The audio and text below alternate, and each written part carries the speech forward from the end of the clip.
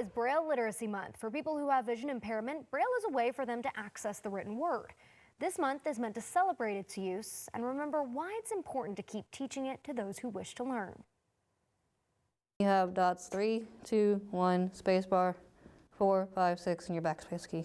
A Brailler is just one tool Anna Trotman has mastered since losing her eyesight. Braille is a tactile form of communication. It is not a language. It is made up of 6 dots. You have 2 columns and 3 rows. Trotman lost her vision nearly 20 years ago. She says learning Braille helped her gain back independence. I got to the point where magnification did not work anymore, and I liked audiobooks, but I wanted to turn those pages again. She's now an instructor with the Alabama Freedom Center for the Blind. It works with the Alabama Institute for the Deaf and Blind in Huntsville. I would say that we serve over 300 individuals across the 4 counties that we serve.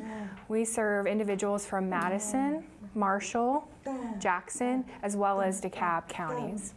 Huntsville Office Director Ryan McDonald says the Institute provides a number of programs and services to sensory impaired people so they can have the tools they need to communicate easily and effectively. And not just for Braille services, we have individuals who learn how to use Braille applications on the computer.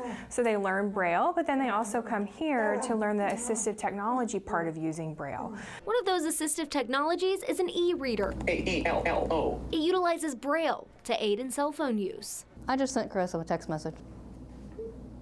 Carissa Ammons is a caseworker for the Institute. She's in charge of introducing clients to different aid options. Some don't involve Braille at all, but Ammons says she emphasizes the importance of at least an introduction. 90% of the blind adults that do work have some level of Braille proficiency.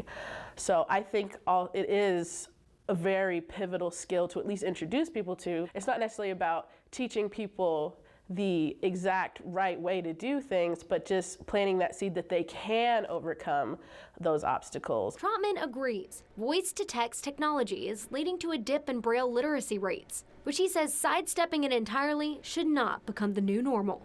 Technology is good to have, but what are you going to do when that technology dies or fails? Braille is what helps children and adults learn spelling, grammar, syntax, sentence structure, math, foreign languages.